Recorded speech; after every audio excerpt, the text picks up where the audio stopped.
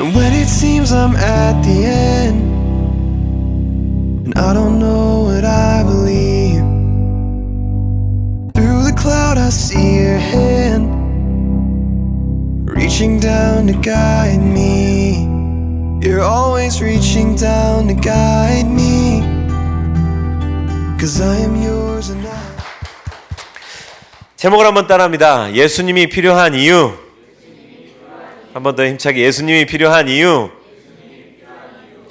일러스트가 좀 이렇게 성탄 같죠? 말씀이 오늘 우리에게 주신 말씀이 성탄절에 가장 또 이렇게 사랑받는 성탄의 의미가 또 담겨 있는 그런 말씀이어서 일러스트가 좀 그러한데요. 하지만 오늘 우리에게 예비하신 은혜는 또 성탄 못지않게 더 뜨겁게 깊게 주실 줄로 믿습니다. 오늘 우리가 이제 약 한 달 반 정도 6주 동안 나누던 여호수아기의 말씀을 이제 마무리하고 누가복음에 접어들게 되었습니다. 누가복음 신약 성경의 첫 4권을 우리가 사복음서라고 하고요. 그 중에 마태, 마가, 누가 요 3권의 책을 공관복음이라고 합니다. 공통된 관점으로 예수님의 전기에 대해서, 예수님의 이야기에 대해서, 사역에 대해서 다루고 있다라고 하는 그 공관복음서 가운데의 3번째 책 누가복음. 사도행전과 함께 이 누가행전이라고 불릴 정도로 2권 다 누가가 기록하기도 했고요. 누가행전이라고 불릴 만큼 이 한 쌍으로 주로 다루어지는 책입니다. 제가 사도행전 설교할 때 이 설명 드렸었는데요. 누가가 기록한 전편 후편 정도로 이해하시면 됩니다. 1권 2권 정도로. 그래서 누가복음이 1권 전편이라고 하면 사도행전이 그에 이어지는 2권, 똑같이 1장 1절에 데오빌로라고 하는 수신인을 대상으로 써지기 시작하면서 기록되어지는 같은 문체를 가지고 있고 같은 관점에서 사건을 기록하면서 이 신약 세계에 있었던 위대한 일들을 전해주는 편지와 같은 그런 글이다, 그런 책이다라는 거죠. 이 누가와 행전 이 2권만의 저작만으로도 누가는 신약 성경에서 가장 방대한 지면을 차지하고 있습니다. 바울의 저작보다 누가의 저작이 훨씬 더 많은 분량을 차지하고 있습니다. 이 말이 무슨 뜻이냐면요, 누가의 시선으로 바라본 예수님의 사역과 생애가 오늘날의 우리에게 굉장히 큰 영향을 끼치고 있다 라는 거죠. 바울은 다작이었잖아요. 많은 것을 써서 신약성경에 많은 책을 써서 우리에게 전해 주었기 때문에 우리가 얼핏 바울의 영향을 되게 많이 받았다라고 생각할 수 있지만 그도 그렇지만 또한 누가도 그에 못지않게 지면상으로 많은 부분을 차지하고 있으면서 우리한테 큰 영향을 미치고 있는 사람이다라는 점을 강조하면서 시작합니다. 마태복음의 주된 독자가 히브리 유대인들이라고 제가 여러 번 이 자리에서 강조해서 말씀을 드렸었죠. 그러면 천국 어쩌고 저쩌고 이렇게 얘기하면서 그 이야기를 드렸었는데, 마가복음은 이 주된 독자층이 로마인들이었습니다. 그리고 이 누가복음은요, 주된 타겟된 독자층이 헬라 사람들이었습니다. 그러니까 이방인들인 셈인 거죠. 이방인의 눈높이에 맞게 기록되었고 다른 복음서에서 찾아볼 수 없는 이 그리스도의 생애에 얽힌 일화, 그리고 그분의 비유, 독특한 비유, 비교적 자세하고 풍부하게 담겨져 있는 이유가 바로 이러한 배경, 이러한 타겟된 독자층 때문인 거죠. 우리도 역시 혈통적으로 문화적으로 이방인이라는 것을 기억을 한다면 이 누가의 배려가 참 고마운 것이 아닐 수 없겠습니다. 그래서요, 우리는 이제부터 10주 동안 누가복음을 나눌 텐데요. 이 소중하고 위대한 이야기들을 어떻게 하면 제가 잘 전할 수 있을까 막 엄청 고민했습니다. 열심히 또 누가복음 막 이렇게 들여다보고 다른 여러 가지 참고 자료들도 들여다보면서 어떻게 하면 이 시즌을 잘 보낼 수 있을까? 이 누가복음에 나타난 말씀을 우리가 잘 나누고 저는 특별히 잘 전할 수 있을까? 이렇게 고민하면서 준비했는데요. 사랑하는 여러분, 그런 준비가 헛되지 않을 것을 믿습니다. 그리고 여러분들과 함께 이 말씀을 나누는 이 시즌이 우리에게 아주 특별한 시즌이 될 것임을 기대합니다. 누가복음을 통해서 나타난 예수님의 생애와 그리고 예수님의 어떠하심, 그분의 드러나심은 우리의 삶 가운데 아주 특별한 은혜를 끼쳐 주실 것을 믿습니다. 특별히 오늘 만난 2장, 1장은요 가장 마지막 절을 보니까 성경책 갖고 계신 분들 1장이 몇 절까지 있나요? 우리가 방금 읽은 2장 바로 앞절이 1장 마지막 절일 텐데 1장 마지막 절이 몇 절이던가요? 네, 80절입니다. 1장이 무려 80절이나 되어 있고 2장도 제법 길죠. 왜 무려 80절이나 되는 지면을 할애해서 예수님의 탄생 이야기는 오늘 우리가 읽은 2장에 나타나는데, 그때 당시에 이 사회상에 대해서 예수님이 나타날 수밖에 없었던, 하나님께서 예수님을 보내실 수밖에 없었던 그런 정황에 대해서 이야기하는가, 그리고 예수님이 이토록 철저하게 하나님께서 준비하신 메시아시다, 그리스도이시다라는 것을 80절이나 걸쳐서 이렇게 자세하게 설명하고 있는 걸까? 예수님이 탄생이 필요했던 이유에 대해서 설명을 하는 겁니다. 이 세상이 이러했기 때문에, 하나님의 준비하심이 이러했기 때문에 예수님이 오시기에 완벽한 때였어. 예수님이 오실 수밖에 없었던 때였어. 즉 이 세상에 예수님이 필요했던 이유에 대해 역설하는 게 1장까지의 배경이었단 말이죠. 그러면 이제 오늘 우리에게 드는 질문은 이것일 것입니다. 우리에게는 왜 예수가 필요한가? 1장에 내내 그때 당시가 이랬고 예수 하나님께서 이런 준비를 하셔서 이렇게 예수님을 보냈다면 그게 오늘날 우리랑 무슨 상관인데, 우리한테는 왜 예수가 필요한데, 왜 이 세상에 예수가 필요했는데, 하나님이 왜 예수님을 보내셔야 했는데 라고 하는 그런 질문이 든다는 거죠.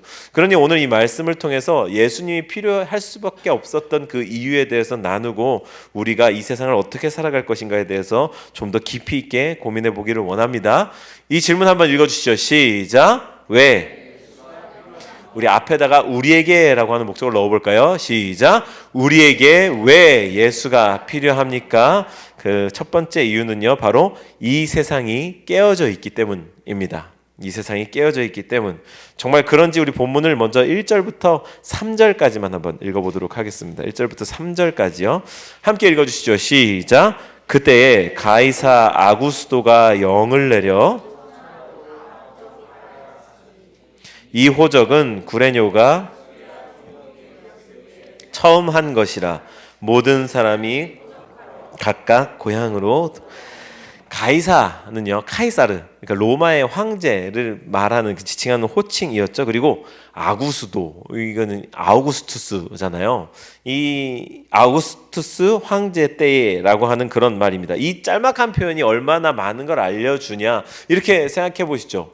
우리의 시대로 가지고 와서 우리끼리 이렇게 사석에서 사담을 나눈다고 하면, 제가 이렇게 얘기했던, 한번 가정해 보시죠. 저희 아버지가 IMF 때 사업을 시작하셨다가 힘드셨어요. 이렇게 얘기하면 우리는 이 짤막한 문장이 갖고 있는 시대 배경과 의미에 대해서 모두가 다 이해합니다. 아이고 저런, IMF 때 사업을 시작하다니 얼마나 힘드셨을까. 그때 당시의 사회상을 함께 살았고 함께 공유하고 있기 때문에 IMF 때라고 말하면 그때가 어떤 때인지를 서로가 다 공감하면서 공유한단 말이죠. 경제적으로 얼마나 힘들고 어려웠는지를 누구나 기억하고 이해한다는 건데, 마찬가지인 겁니다. 역사적으로요, 로마는 아우구스투스 때로부터 200년 동안 가장 황금기, 최전성기를 구가합니다.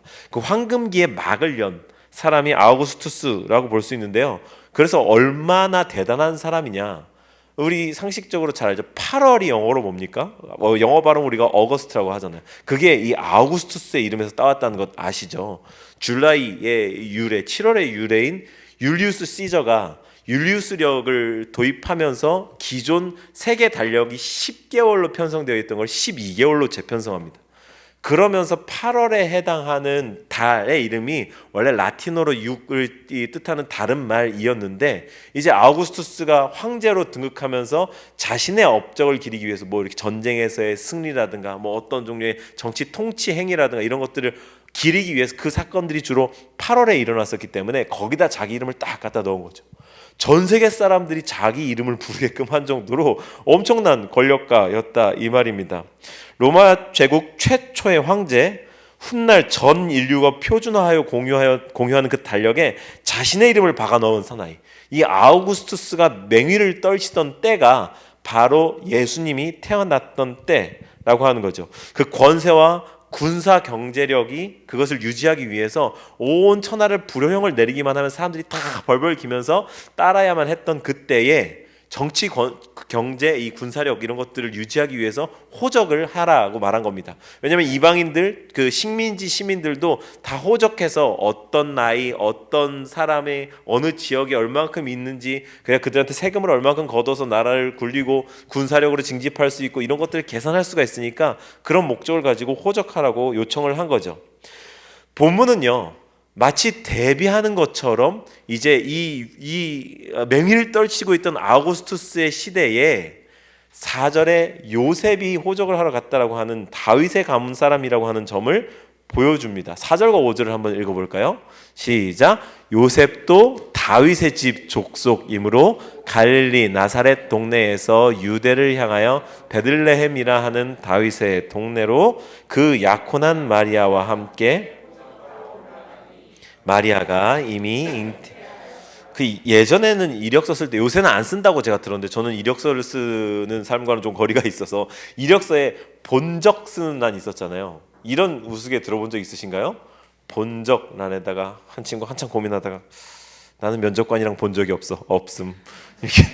저는 면접관과 개인적인 관계가 없습니다. 그러니 공평하게 뽑아주십시오. 이렇게 했더니 우스갯소리가 있는데, 예전에는 본 적을 썼죠. 그래서 뭐 저도 신체 검사 받을 때에 제 본 적이 아니라 그때 당시 주민등록이 호적되어 있는 지역으로 가서 신체 검사를 받았었거든요. 요즘은 뭐 아무 데서나 받을 수 있다고 들었는데, 그때에도 호적하라 그러니까 자신의 본적을 자신의 고향으로 따라간 거죠.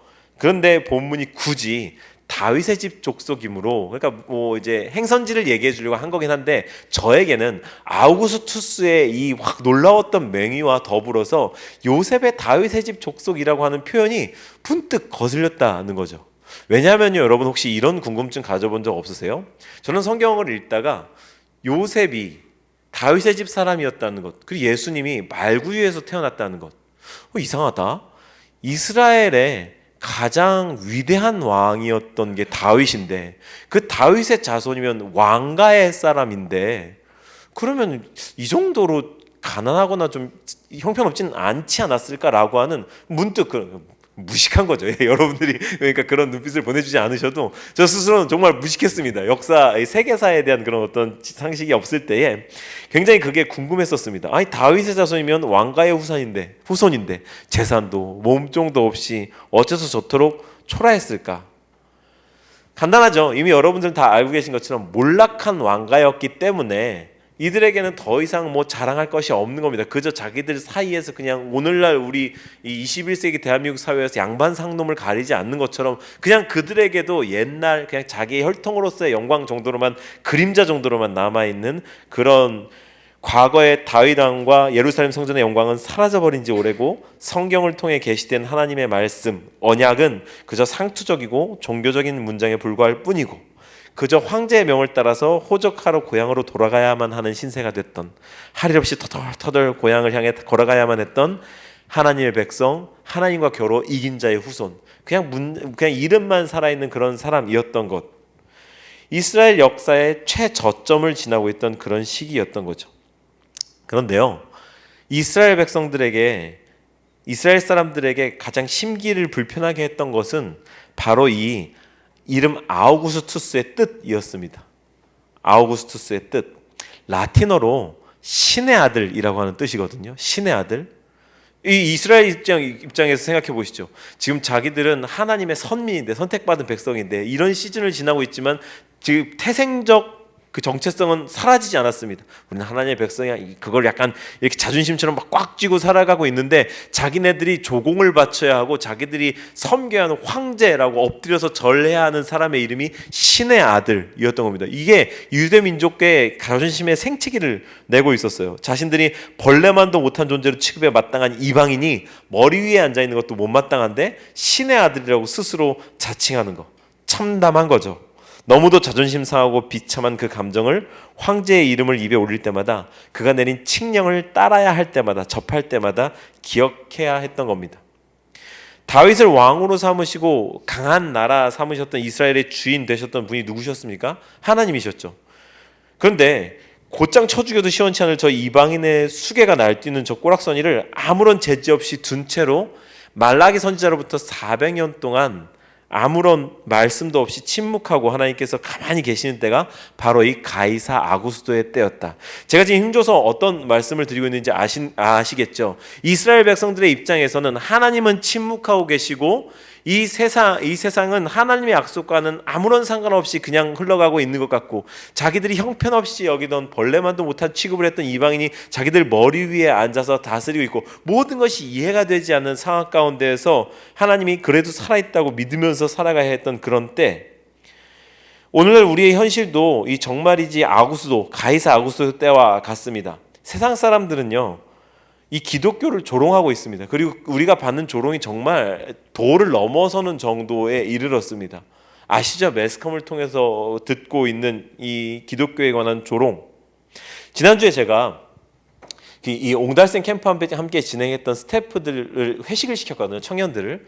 그래가지고 그들이랑 함께 회식하러 여기 고기 뷔페, 무제한 그 고기 뷔페 가가지고 앉아있고, 제 자리가 테이블의 가장 이쪽 끝이었어요. 옆 테이블하고는 이제 요만큼 떨어진 저희 테이블의 제일 끝이었는데, 저도 이제 이 청년들이랑 뭐 엄청 친밀한 사이는 아니니까, 여러 교회에서 모인 청년들이니까 이렇게 그냥 뭐 고기 구워주면서 되면 조용조용 이렇게 얘기를 나누고 있었는데, 이쪽이 비어 있었는데 한 무리에 고등학생으로 보이는 아이들이 이렇게 우르르 들어온 거예요. 근데 막 들어오면서부터 욕으로 시작해가지고 먹는 내내 욕으로 먹으면서 내내 이제 모든 접속사와 접두사 접미어를 전부 다 욕으로 하는 그런 친구들이 와가지고 편안하게 이렇게 식사를 하는 거죠. 근데 그냥 뭐 그 나이 때 아이들의 이제 뭐 혈기이기도 하고 그러니까 뭐 이제 생각 안 하고 그냥 신경 안 써 이렇게 먹는데, 한 녀석이 이제 다른 얘기들로 흐르다가 뭐 또 요즘 정책 이런 것들도 자기들끼리 하더라고요. 근데 이러다가 한 녀석이 한 얘기가, 야, 나도 목사나해서 11조 받아 먹고 살까? 이러는 거예요. 근데 그게 진짜 여기 앉아 있는데 제 귀에 이게 팍 꽂히고 진짜 이쪽으로 뚝 뚫고 나가는 그런 느낌으로 딱 들리는데, 화가 나거나 그런 게 아니라 그 자리에 있던 이 옹달샘 스태프 애들도 다 PK였거든요. 그러니까 이 연합한 교회 목사님의 자제분들. 근데 이게 저뿐만 아니라 저 끝에 있는 아이한테까지도 다 들리는 볼륨이었던 거예요. 그러니 다 우리가 고기를 굽다가 일동 정지. 이 아이는 전혀 그런 건 못 느끼고, 우리 친구들의 얼굴을 한번 마주치고 그렇게 하고서 계속 이제 이렇게 하고서 먹었는데, 제가 기분 나쁘거나 그 친구들 나빴다 이런 얘기를 하려는 게 아니라, 오죽하면 이 10대 아이도 그 자리에 앉아서 자기들끼리의 고기 반찬 안주거리로 이 목사 욕을 하고 있습니까? 목사 살기 쉬워 보이냐 이 자식아, 이렇게 막 찾아가서 하고 싶었는데 그런데 어쨌든 이게 요즘 시대에 기독교에 대한 인식이라는 거죠. 목사에 대한 인식 정말 처참합니다. 그런데 거기에 대고 이게 정말 우리가 좀 바르게, 기독교인들이 개신교 신앙의 모습들이 좀 바르게 드러나고 있었다면 주변 사람들은 그런 표현에 동의하지 않겠죠. 혹시 한 어른이라도 있다면 너 이 녀석 그런 소리 하는 거 아니야? 뭐 이렇게 제지라도 할 수 있는, 그거를 상식이라고 여기겠지만, 아무도, 심지어 저조차도 뭐 저야 상관없기도 하고 입장이 그러니까 그렇지만, 그 아이의 그 발언에 대해서 가르치거나 이럴 수 없었습니다. 부끄러운 현실이 많아서. 그게 오늘날의 기독교가 처해 있는 위치입니다. 신앙 이야기가 아니어도 오늘날의 세상이 깨어져 있음을 우리는 충분히 여러 군데에서 발견할 수 있죠. 과학 문명은 첨단을 달리고 이제는 핸드폰에다 대고 뭐 물어보면 어지간한 거 다 대답을 해주죠. 아주 당연한 거고 쉬운 차원이기는 한데, 저는 문득 제 핸드폰에서 늘 대답하는 이 여성분이 수학 문제를 내면 맞춰줄 수 있다는 사실을 근래에 알았거든요. 띠링, 네, 그러면 1 더하기 1은 뭐야? 그럼 2입니다. 이렇게 대답해 준다는 사실, 되게 간단한 공식인데 이제 알았어요. 어려운 거 막 몇 더하기 몇 더하기 몇 더하기 몇 더하기 몇은 장난처럼 해봐도 다 계산을 해줘요. 제가 무슨 말씀을 드리고 있습니까? 문명의 첨단을 달리고 있는 요즘인데, 대한민국의 2023년 자살률이 연평균 27.3명이었다고 합니다. OECD 평균 약 10여 명인데 2023년에 대한민국의 이 수치는 27.3명이었다는 것은, 이 과학 문명의 첨단을 달리고 있으면서, 또 특별히 우리나라 IT 강국이라고 이런 종류의 스마트폰, 디지털 기기들의 보급률이 이 세계에서 가장 높은 나라 중에 하나인데, 이렇게 자살률이 높다는 건 이 두 가지의 이가 정비례해서 성장하지 않는다는 거죠. 다시 설명합니다. 이 과학 문명이 성장하고 발전할수록 우리의 행복도가 함께 높아지거나 만족도가 참으로 높아지지 않는다, 참으로 행복해지지 않는다라는 것을 의미하죠. 이게 무엇을 보여줍니까? 이 세상이 어딘가 깨어져서 줄줄 새고 있는데 그 근본적인 원인을 해결하지 않은 채로 다른 것들을 통해서 만족을 찾으려고, 참된 행복을 찾으려고 무수히 애를 쓰며 달려가고 있다는 겁니다.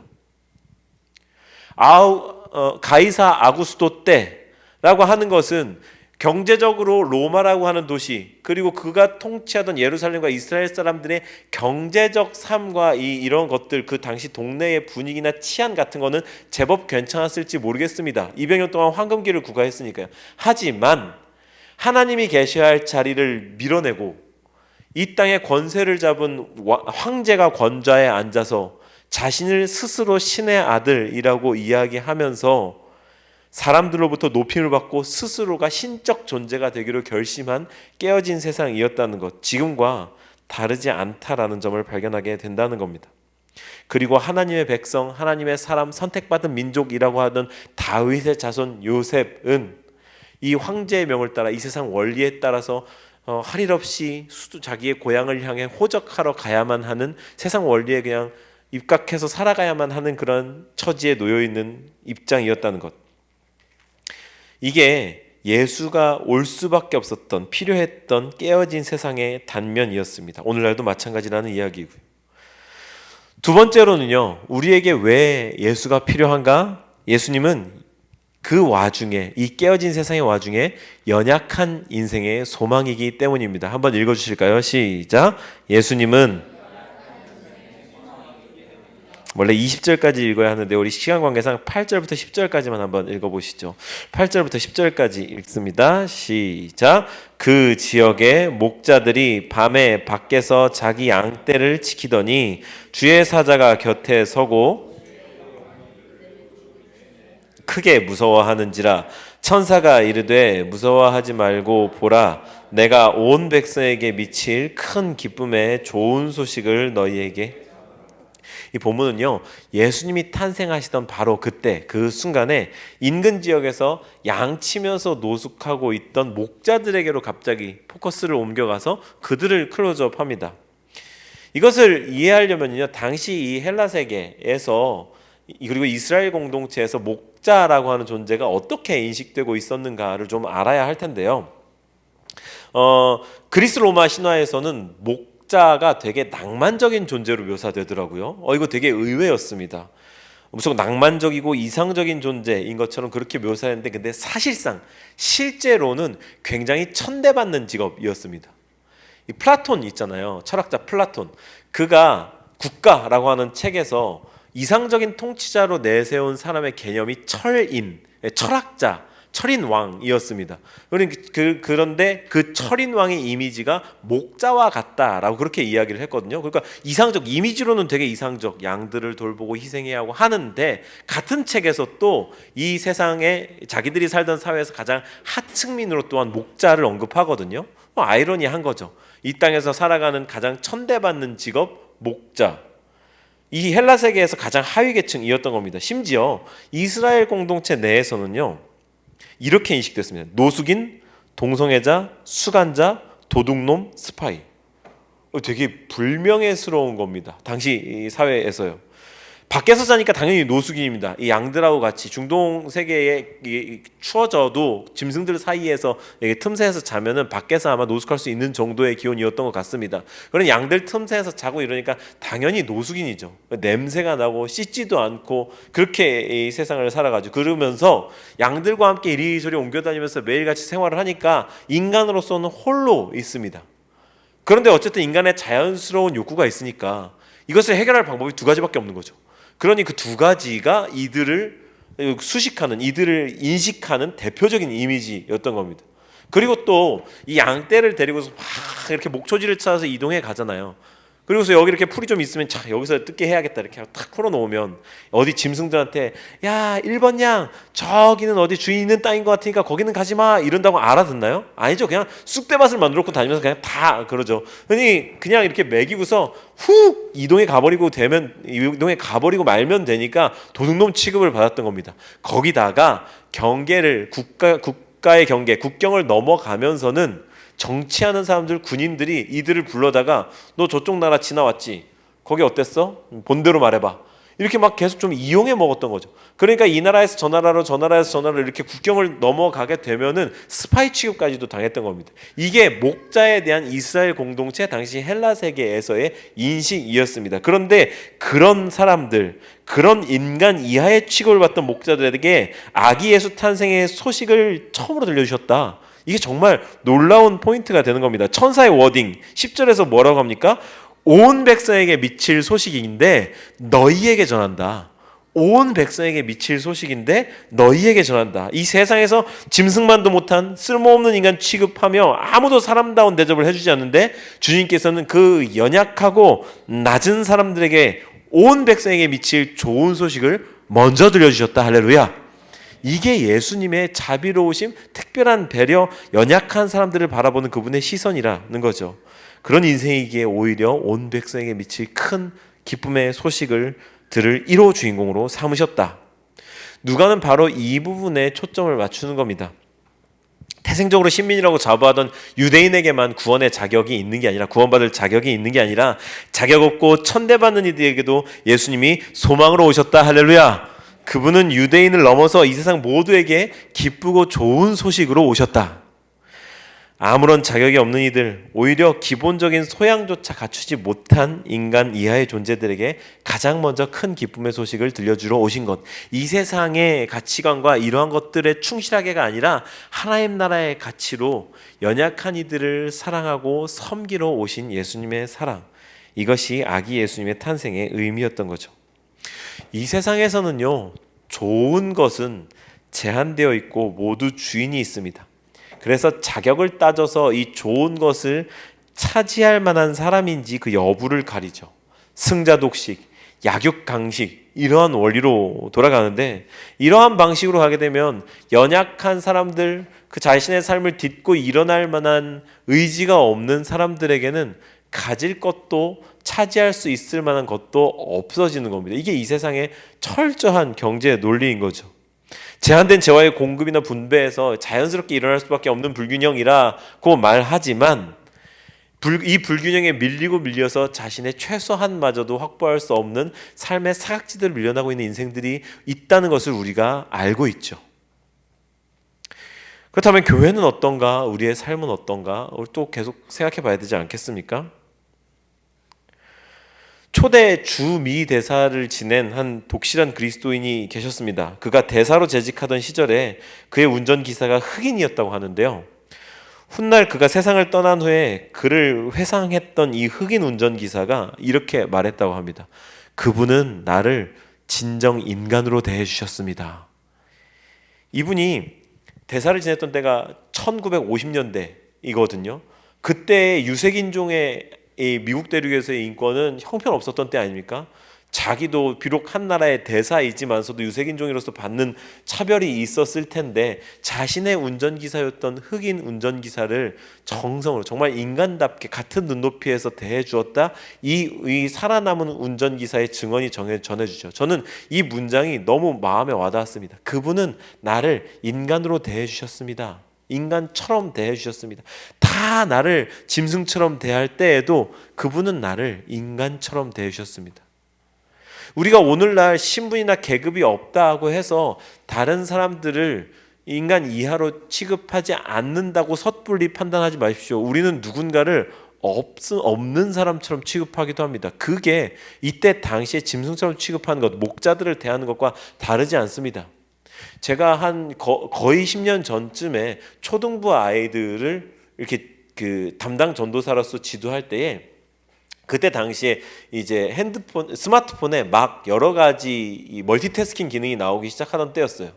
이렇게 손가락으로 넘기는 스와이프라고 하는 이 액션이 한 사회에서 되게 이렇게 뭐랄까 그 유행처럼 이렇게 인식되던 그런 때인데, 제가 아이들 앞에서 막 온갖 종류의 이렇게 막 너스레를 떨면서 애들한테 설교를 하고 있는데, 정말 맨 앞에 앉은 애가 4학년짜리가 저를 이렇게 보면서 막 자기들끼리 막 웃으면서 이렇게 하는 거예요.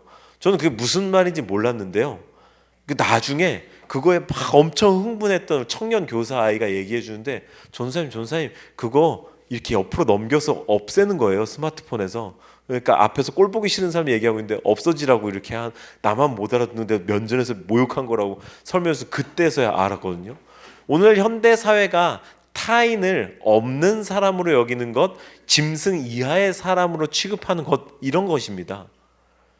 우리는 타인을 어떻게 대하고 있나요? 연약하고 소외된 사람들로 부각되는 사람들에게는 오히려 동정과 자비가 많이 갑니다. 그런데 나와 좀 이렇게 결이 다른 사람, 색깔이 맞지 않은 사람, 그런 이들을 향한 불편과 분노를 표현하는 방식을 보면 정말 걱정스럽습니다. 첫 번째 대지에서 말씀드렸던 깨어진 세상이 극명하게 드러나는 거죠. 또 우리 교회가 계속해서 주변에 연약한 사람이라고 인식되어지는 사람들을 돕는 이유가 이러한 예수님의 정신에서 비롯되었다는 걸 오늘 꼭 말씀드리고 넘어가야 한다고 생각합니다. 우리 교회가 넉넉하거나 뭔가 이렇게 넘쳐서 나누는 게 아니죠. 한 달여 전쯤에 우리 공주시에 사는 한 가정을 열심히 도왔죠. 그리고 그것도 우리의 분에 넘치는 일이었습니다. 그리고 어제 우리 여러분들의 사랑을 담아가지고 가서 몇 사람이 미모로 엄선된 몇 사람의 이 특별 부대 가가지고 또 이렇게 연탄을 공급해드리고 그러고 왔는데, 우리가 이런 일들을 계속 하는 이유는요, 이 깨어진 세상에 하나님 나라를 드러낼 유일한 방법, 여러 가지 방법 가운데 한 가지라고 우리가 분명하게 인식하기 때문입니다. 적어도 제가 그렇게 인식하기 때문에 여러분들한테 계속해서 도전을 드리는 겁니다. 저는 앞으로도 이런 일들을 계속해 나갈 거고요. 우리 교회는 이러한 일들에 적극적으로 참여해 나갈 겁니다. 왜? 이러한 일들을 통해 하나님의 나라가 이루어진다고 믿기 때문입니다. 하나님의 나라가 뭔가요? 늘 설명드립니다. 하나님의 나라, 하나님의 통치가 미치는, 즉 하나님의 규칙, 하나님의 가치가 드러나는 곳이 하나님의 나라입니다. 근데 이 세상이 하나님 나라 가치랑 완전히 다르게 흘러가고 있기 때문에 우리는 거기에 그냥 묻혀서 살아가면 하나님 나라 아닌 곳을 자연스럽게 살아가는 그런 사람들이 됩니다. 근데 우리가 하나님 나라 가치, 하나님 나라의 경제관념, 하나님 나라의 삶의 방식, 하나님 나라의 계산법, 이런 것들 늘 의식하면서 그것이 드러나도록 삶을 살면 그곳이 하나님 나라가 되는 것이며, 그러한 일들을 의식적으로 해나갈 때 우리의 삶이 하나님의 나라가 되는 것. 할렐루야. 그래서 우리가 계속해서 이런 일들을 해나가겠다라고 하는 겁니다. 이제 설교를 마치려고 하는데요, 함께 21절을 읽어보시죠. 21절 함께 있습니다. 시작. 할례할 8일이 되매 그 이름을 예수라 하니 곧 잉태하기 전에 천사가 일컬은 바로라. 예수라는 이름의 뜻은요, 이제 구약에서 여호수아, 호세아 하고 이제 같은 이름인 거죠. 하나님이 우리의 구원이 되신다. 여호와는 우리의 구원이시다. 그의 백성을 구원할 자, 이런 뜻이시죠. 예수님의 이름은요, 이 요셉이나 마리아가 흥에 겨워서 아들 낳아놓고 너무 기분이 좋아서 그렇게 갑자기 지은 즉흥적인 이름이 아니라는 사실을 본문이 드러내주고 있고, 오늘 요 21절이 드러내주고 있고, 또 1장에서 게시된 사건들에서 우리가 이미 만나보았습니다. 예수님의 이름은요, 천사가 아들을 낳으리니 이름을 예수라 하여라 라고 이미 계시해 주었죠. 이게 의미하는 바가 무엇일까요? 예수님은 약속대로 이 땅에 오신 분입니다. 하나님은 우리에게 메시아를 보내어서 우리가 살아가고 있는 깨어진 세상의 깨어짐으로부터 우리를 구원해 내시겠다라고 구약에서부터 약속해 오신 분이십니다. 믿으십니까? 그 약속의 성취로 아들 예수께서 이 땅에 오셨고, 우리는 이제 그 예수님의 이름을, 약속대로 오신 예수님의 이름과 사역을 듣고 그것을 믿고 그분께서 이루신, 그분께서 역설하신 하나님 나라를 살아가는 사람들이어야 합니다. 나는 예수님 믿습니다. 교회를 다닙니다. 기독교 신앙을 가졌습니다. 라는 것으로 우리가 기독교인임을 정의할 수 있죠. 근데 그게 전부가 아니라는 말씀을 힘주어서 설명하면서 오늘 말씀을 맺고 싶은 건데요. 무엇이 그리스도인임을 결정하는가?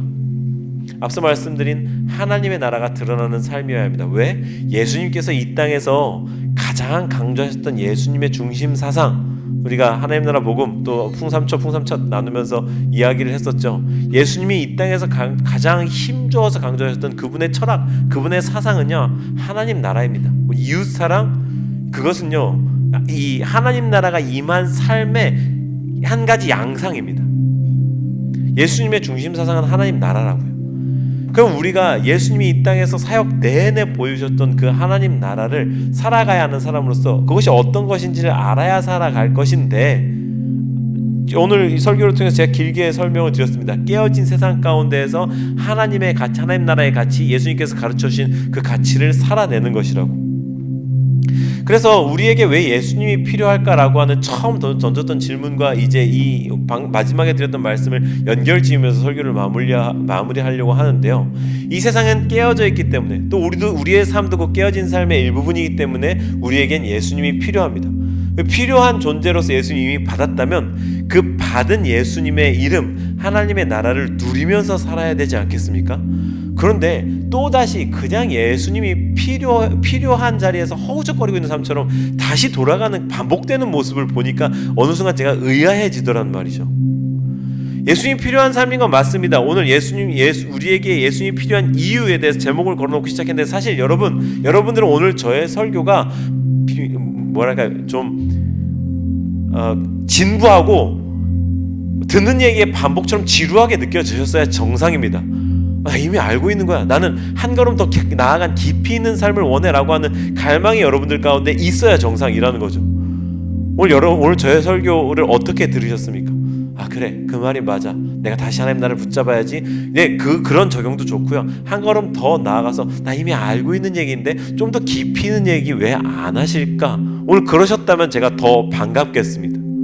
이 설교를 준비하면서 되게 고민이 많았거든요. 딱 요런 수준에서 우리의 신앙의 기초에 대해서 이야기를 해야 될까? 아니면 한 걸음 더 깊이 있게 나아가야 할까? 제가 지난주에 우리 교회가 새로운 시즌에 접어들고 만 2년의 개척의 시즌을 지나면서 이제 한 걸음 성장한, 한 단계 성장한 차원으로 나아가야 한다고 말씀을 드렸는데, 또다시 이 말씀, 우리 기독교 신앙의 가장 기초가 되어지는 말씀을 놓고서 앞에 놓고 보니까 저 스스로가 흔들리더란 말이죠. 여러분들의 얼굴을 한 사람 한 사람 떠올리면서 이분들께 조금 더 터프하게 도전하는 삶을 이야기를 해도 될까? 아니면 다시 우리가 기독교인의 신앙의 기초에 대해서 생각하는 것, 거기에서 다시 한번 초석을 더 단단하게 놓아야 될까? 저의 어떤 망설이는 마음 때문에 기초를 놓는데 오늘 머물렀지만, 설교를 차근차근히 해나가는 중간중간 저는 내가 잘못 판단했구나라는 생각을 문득 했습니다. 그게 맞았기를 바랍니다. 여러분들도 한 단계 더 깊이 있는 차원에서 이 하나님 나라를 살아가는 실전을 원하는 분들이었기를, 그렇게 느낀 저의 어떤 그 감각이 옳았기를 정말로 바랍니다. 아까 우리가 함께 예배 전에 찬양을 나누면서 세 번째 노래를 제가 야심차게 준비했는데, 오늘 그 노래에서부터 이렇게 그 호흡 맞추고 이러기가 쉽지 않았는데, 이 노래 어릴 때 혹시 들어보셨나요? 많이들 들어보셨고 못 들어보신 분도 제법 계신데 아주 유명한 찬양이었어서, 저는 우리 교회에 나오는 분들이 아주 완전 초신자이기보다 나름 신앙을 갖고 계셨던 분들이니까 들어보셨겠다라고 생각을 했는데 좀 판단 착오였던 것 같아요. 근데 이 노래 가사 아까 보셨나요? 한글 가사 한번 넘겨서 보여주실까요? 매일 스치는 사람들 내게 무엇 원하나, 공허한 눈빛은 무엇으로 채우나, 모두 자기 고통과 두려움 가득, 감춰진 울음소리 주님 들으시네. 이렇게 되어 있잖아요. 되게 시적이죠. 우리말로도 되게 예쁘게 불려졌는데 사실 외국 곡을 번안한 노래고요. 작년 11월인가 10월인가 재작년인가요? 우리가 송정미 사모님 모시고 저쪽 BOK 아트센터에서 했었잖아요. 그 송정미 사모님이 91년도에 부르셨던 노래거든요. 원곡은 영어로 되어 있는데 이 노래의 스토리가 그렇습니다. 내슈빌, 그러니까 뮤지션들이 모여 사는 도시에 두 명의 크리스천 작사가가 그 자리에서 같이 식사를 하고 있었어요. 근데 이 곡을 작곡한 이분 성함이 뭐였죠? 맥큐였나요? 그렉 넬슨? 아마 이분이었을 거예요. 이분이 서빙을 받는데 웨이트리스의 표정이 너무 안 좋더래요. 서빙을 해주고 가는데, 왜 미국은 서빙 해주고 가면 팀 문화도 있고 그러면 그분이 더 적극적으로 서빙을 하잖아요. 근데 그분의 표정이 이분의 이 송스토리 간증에 비추어 보면 고통으로 일그러져 있었다라고 하는 표현을 썼어요. 그래서 그분이 이렇게 자기를 그렇게 서빙해주고 가는 뒷모습을 보면서 마주 앉아있던 작사가에게, 이봐요 넬슨, 이분이 그렉 넬슨이었으니까 매큐, 세상 사람들은 다 주님이 필요해요. 그렇죠? 이렇게 물었다는 거예요. 예, 주님이 필요하죠. 그래서 그 저녁 먹는 내내 식탁에서 이 노래를 스케치를 하고, 내십일 이렇게 세계적인 뮤지션들 모이는 자리니까 그런 게 되나 봐요. 이렇게 해가지고 가서 곧바로 쓴 노래가 이 노래였다는 거죠. 방금 우리가 읽었던 한글 가사가 영어 원본 부분이, 매일같이 나를 스쳐 지나가는 그 사람들에게서 나는 그분의 눈 속에서 볼 수 있습니다. 비어있는 사람들, 텅 비어있는 사람들, 어디로 가는지 알지 못하는 이들, 개인적인 고통을 건너서 지나서 어디로 가고 있는지 그들은 알지 못하죠. 그저 고통을 지나 고통을 향해 가면서 살아가고 있을 뿐. 감춰진 울음소리 주님 들으시네, 이렇게 짤막한 가사로 되어 있는데 거기에 원래 가사가요, 웃음소리는 laughter hides their silent cries, 웃음소리가 그들의 이 악물고 오는 그 울음을 감추고 있죠. 가식적인 웃음 가운데 살아가고 있다는 그런 말입니다. Only Jesus hears people need the Lord. 오직 예수님만이 들으시는 그 울음소리를 웃음소리로 감추면서 그렇게 괜찮은 척하고 살고 있죠. 사람들 모두 주님이 필요합니다. 사람들 모두 주님이 필요합니다. 이렇게 계속해서 노래를 부르는 게 이 노래의 원곡인데요. 제가 이 후렴 가사에 주목한 거죠. 그들은 모두 주가 필요해. 우리는 모두 주가 필요해. 신앙의 최초의 출발점에 서서 더 깊은 것을 바란다 할지라도 우리가 이제 하나님 나라를 살아가는 사람으로서 가장 먼저는 우리가 주님이 필요해라는 사실을 인정하면서 보다 더 깊은 지점을 원한다면 나의 삶을 통해, 하나님 나라를 살아가는 나의 삶을 통해 하나님 나라가 필요한 이들에게 그것이 어떻게 전해질 것인가, 그것을 고민하는 얘기를 하고 싶었습니다. 그래서 길게 오늘 앞에 설교를 더듬더듬 어렵게 해온 겁니다. 저는 보통 교회들이 피상적으로 전도하자 이렇게 강조하는 그 행위를 독려하지 않으려는 것이라는 제 의도를 분명히 하고 싶어서 그 말을 피하면서 어렵게 이 설교를 이어왔는데요. 사랑하는 여러분, 우리의 삶을 통해서 주변 사람들이 예수님이 생명이구나, 이 세상 깨어져 있는데 예수님을 알면 하나님 나라를 살아가면 이 땅 가운데에서 천국을 살아갈 수 있구나, 나는 지금 이 땅이 지옥 같아서 감춰진 울음으로, 웃음소리 가운데 그 울음을 감추면서 살고 있는데, 오직 그것을 들으시는 주님이 들으시고 나에게도 하나님 나라를 선물해 주시는구나. 그러면 그 예수님 어떻게 믿어야 되지? 그 삶을 살아가고 있는 저 형제에게, 저 자매에게, 저 친구에게 물어봐야겠다. 어떻게 하나님 나라를 살 수 있습니까? 그게 뭡니까? 당신은 왜 행복해 보입니까? 당신은 왜 이 깨어진 세상에서 괜찮아 보입니까? 이 오늘 저의 권면, 안타까운 마음을 함께 느껴주시길 부탁드리면서 이 찬양 같이 한번 드리고 같이 기도하고 오늘 예배를 마무리하도록 하시죠.